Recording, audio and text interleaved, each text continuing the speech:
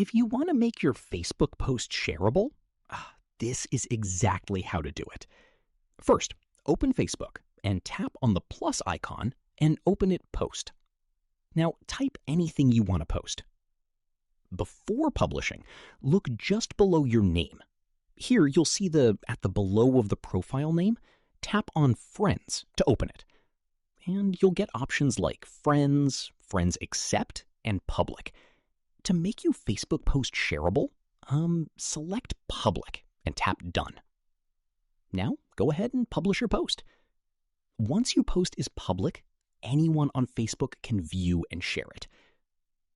Now, if you already posted something and want to enable the share option, here's what to do.